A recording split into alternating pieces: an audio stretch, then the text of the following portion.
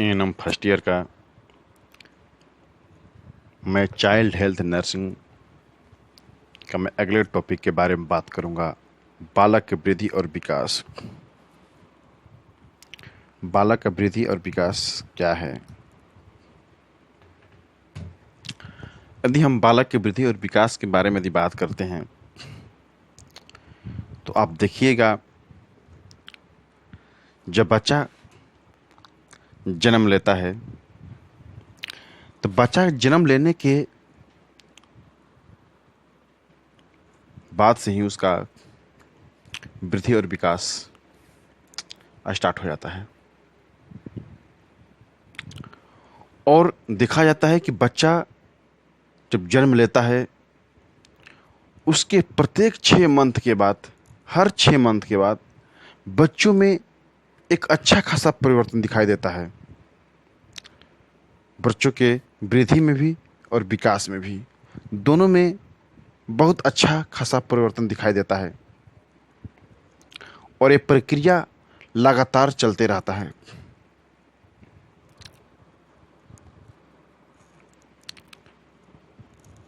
ये प्रक्रिया लगातार चलते रहता है, जिससे बच्चों का फिजिकल भी ग्रोथ होता है और मेंटल भी ग्रोथ होता है, दोनों विकास होता है। यदि हम बच्चा के विकास को एनालाइज करेंगे उसको, तो उसके बहुत से कुछ पैरामीटर होता है। उस पैरामीटर के आधार पर बच्चों को एनालाइज करते हैं। जैसे हम लोग जनरली देखते हैं, जब बच्चा जन्म लेता है, जैसे जैसे समय बीतता है, 6 माह बीतता है, तो देखा जाता है कि बच्चा 6 मंथ के बाद धीरे धीरे बकैयाँ खींचना चालू कर देता है। जैसे जैसे 6 मंथ के बाद साल भर के नज़दीक पहुंचता है, तो देखा जाता है कि बच्चा थोड़ा थोड़ा खाना भी चालू कर देता है और खड़ा होना चालू कर देता है। जैसे ही बच्चा 1.5 साल का होता है, तो देखा जाता है कि बच्चा चलने लगता है डगमगा डगमगा कर। जैसे ही बच्चा 2 साल का होता है, देखा जाता है कि बच्चा दौड़ने लगता है। ये क्या है? ये बच्चों का वृद्धि और विकास है। और ये वृद्धि और विकास एक स्वस्थ बच्चा की निशानी है। यदि एक स्वस्थ बच्चा है तो उसका वृद्धि और विकास इसी पैरामीटर के आधार पर होते रहेगा, चलते ऐसा ही होता है। यदि बच्चों को वृद्धि विकास को हम एक पैरामीटर के आधार पर देखें, तो पहले इसका हम फिजिकल ग्रोथ को देखेंगे।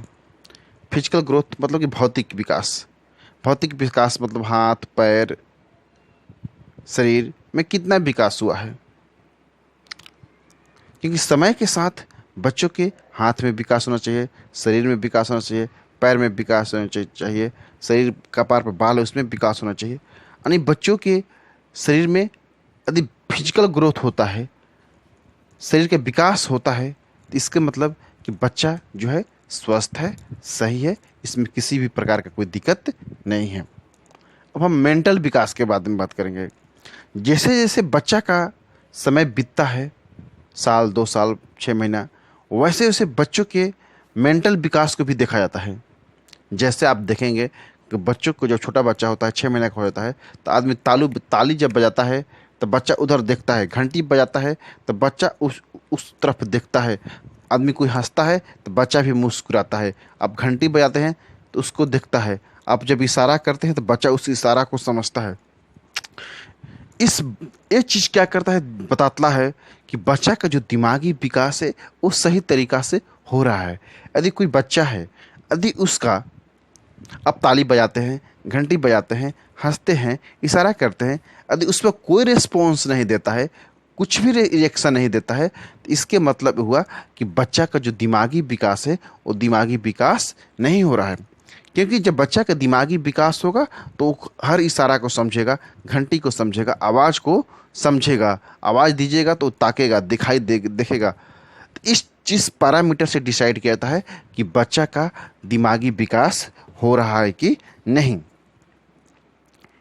व्यक्तित्व विकास, पर्सनालिटी डेवलपमेंट। पर्सनालिटी डेवलपमेंट मतलब जैसे बच्चा 2 साल का हो गया, 3 साल का हो गया, 4 साल का हो गया, तो जैसे जैसे बच्चा बड़ा होते जाता है उसमें देखा जाता है कि बच्चों का व्यक्तित्व विकास हो रहा है कि नहीं। मतलब कि बच्चा समाज में रह रहा है तो समाज का जो व्यक्तित्व होता है, जैसे मम्मी पापा, चाचा चाची, भैया, दादा दादी, इन चीज़ों को वो समझ रहा है कि नहीं समझ रहा है। उनके साथ उनका जो बिहेवियर होता है, उसके साथ उसका कैसा बिहेव कर रहा है, कैसा बर्ताव कर रहा है, इससे भी क्या होता है, उसके व्यक्तित्व को पता चलता है।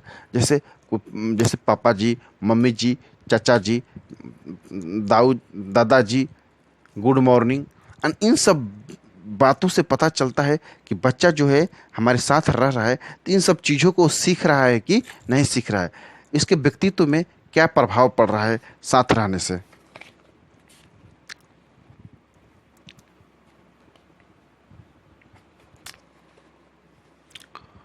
उसके साथ साथ ये भी देखा जाता है कि बच्चा कैसे आपको जैसे बच्चा कैसे प्यार करता है। लोग प्यार करते हैं तो वो आपसे प्यार करता है कि नहीं, आप हंसते हैं तो बच्चा हंसता है कि नहीं, मुस्कुराता है कि नहीं, स्नेह देता है कि नहीं। मतलब इन सब चीज़ों को बच्चा जब समाज में रहता है तो जिससे बड़ा होता है वो परिवार से उन सब चीज़ों को सीखता है कि नहीं। क्योंकि कुछ बच्चा ऐसा होता है जो दिमागी तौर पर कुछ डिस्टर्ब होते हैं, उन चीज़ को ही समझ नहीं पाते हैं, उन चीज़ को सीख ही नहीं पाते हैं।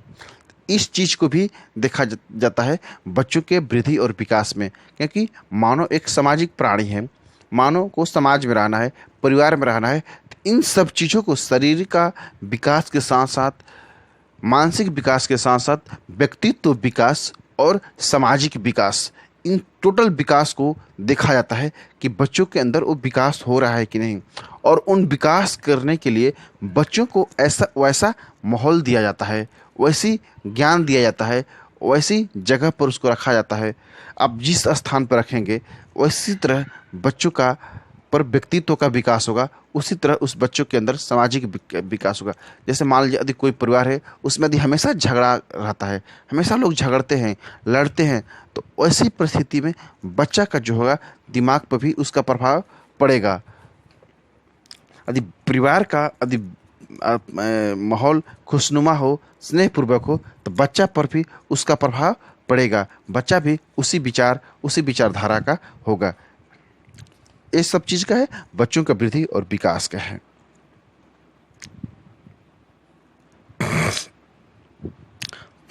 इसमें एक दूसरा टॉपिक है, इसमें हम दूसरा टॉपिक के बारे में बात करेंगे,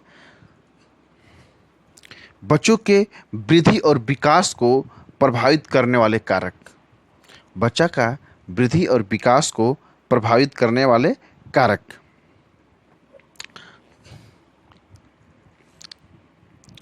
बच्चा का वृद्धि और विकास, जैसे ही बच्चा का शुरुआत कहाँ से होता है, बच्चों का शुरुआत होता कहाँ से है? बच्चा जैसे ही माँ के गर्भ में पड़ता है, बच्चा जैसे ही माँ के गर्भ में पड़ता है उसी दिन से बच्चा का वृद्धि और विकास होना स्टार्ट हो जाता है। और उसी दिन से बच्चों के वृद्धि और विकास पर ध्यान देना लोग स्टार्ट कर देते हैं।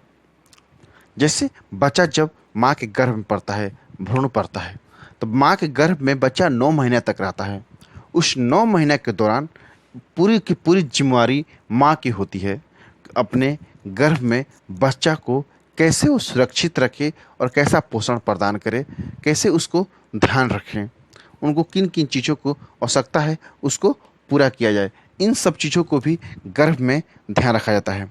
जैसे आप जानते हैं जब कोई माँ गर्भ धारण करती है तो गर्भ धारण करने के बाद, जब कोई माँ गर्भ धारण करती हैं तो गर्भ धारण करने के बाद उनको 3 मंथ 4 मंथ के बाद उनका टेटनस का इंजेक्शन दिया जाता है। टेटनस का इंजेक्शन क्यों दिया जाता है? ताकि बच्चा को टेटनस ना हो, माँ को टेटनस ना हो। उसके बाद माँ का चेकअप किया जाता है, ब्लड हीमोग्लोबिन चेकअप किया जाता है, यूरिन चेकअप किया जाता है, बीपी चेकअप किया जाता है, शुगर की चेकअप किया जाता है, HIV चेकअप किया जाता है, थायराइड चेकअप किया जाता है। इन सब चीज़ को क्यों चेकअप किया जाता है?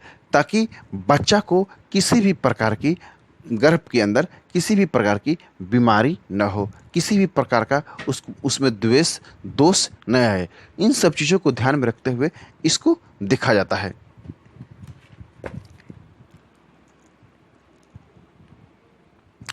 गर्भ के समय आपको किन किन चीज़ों पर ध्यान रखना चाहिए?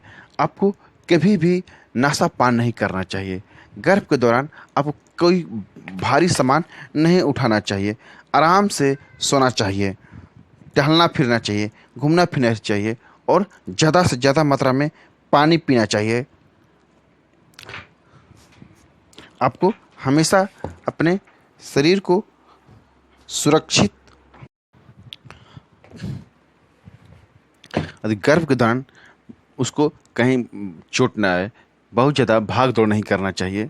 इन सब चीज़ों को ध्यान रखना चाहिए ताकि बच्चा जो गर्भ में पल रहा है उसको किसी भी प्रकार का दिक्कत ना हो। माता का पोषाहार, क्योंकि बच्चा जो है आपको अच्छे से मालूम चाहिए, जो बच्चा है वो माता का ही पोषाहार पर डिपेंड है। माँ से ही वो आहार लेता है, उसके लिए अलग से आहार नहीं लेता है। इसलिए गर्भ के दौरान माँ को पोषाहार पर विशेष ध्यान रखना चाहिए और पोषाहार में उसको हमेशा संतुलित आहार लेना चाहिए और प्रोटीन लेना चाहिए, आयरन लेना चाहिए, कैल्शियम लेना चाहिए। आयरन, कैल्शियम, प्रोटीन ये बच्चों के विकास के लिए बहुत ही इम्पोर्टेंट रोल निभाता है। आयरन से क्या होता है कि बच्चों को शरीर खून की प्राप्ति अच्छे से होती है। आपको कैल्शियम से क्या होता है, बच्चे की हड्डियां मजबूत होती हैं। उसके बाद प्रोटीन से क्या होता है, बच्चा का विकास होता है। और पानी बहुत ज़्यादा मात्रा में लेना चाहिए। इससे क्या होता है कि बच्चा को पानी की कभी शरीर में कमी नहीं होता है। इन सब चीज़ों को पोषाहार में हमेशा पौष्टिक आहार लेना चाहिए। हरा साग सब्जी हो, चावल हो, दाल हो, रोटी हो, यानी पौष्टिक आहार लेना चाहिए ताकि बच्चों माँ स्वस्थ रहेंगी तभी बच्चा भी स्वस्थ रहेगा। और गर्भवती के समय हो सके तो दूध अवश्य लेना चाहिए। दूध क्या है, एक संतुलित आहार है, सबसे पौष्टिक आहार है। इसलिए माँ को गर्भ के समय अवश्य 1 लीटर, आधा लीटर दूध अवश्य पीना चाहिए। जिससे क्या होता है कि माँ का भी शरीर स्वस्थ रहता है और बच्चा भी क्या रहता है, स्वस्थ रहता है। वंशानुगत कारण, कुछ महिलाओं में जेनेटिक फैक्टर्स होते हैं। जेनेटिक फैक्टर्स जो कि माँ को से बच्चा में प्रवेश कर सकता है। जैसे आपको एड्स हो गया, यदि माँ कोई एड्स से ग्रसित है तो बच्चा भी एड्स से ग्रसित हो सकता है। माँ कोई हीमोफीलिया से ग्रसित है तो बच्चा हीमोफीलिया से ग्रसित हो सकता है। माँ यदि कोई जेनेटिक्स बीमारी से ग्रसित है, वंशानुगत बीमारी से ग्रसित है, तो उसे बच्चा भी वंशानुगत बीमारी में जा सकता है। उचित पर्यावरण मतलब उचित माहौल, मतलब क्यों, गर्भ के दौरान माँ को ऐसे माहौल में होना चाहिए ताकि माँ हमेशा रिलैक्स मूड में रहे, ज़्यादा टेंशन में न रहे, एकदम खुशनुमा रहे। उसका टहलने का अच्छा खासा हो, प्राकृतिक वातावरण ढंग का हो, शुद्ध हवा मिले, शुद्ध पानी मिले, जिसे कहो कि बच्चों को विकास में और बच्चों की वृद्धि में इन सब वातावरण ये माहौल बहुत अच्छा रोल निभाता है और माँ को भी स्वस्थ रखता है और बच्चा को भी स्वस्थ रखता है। Thank you.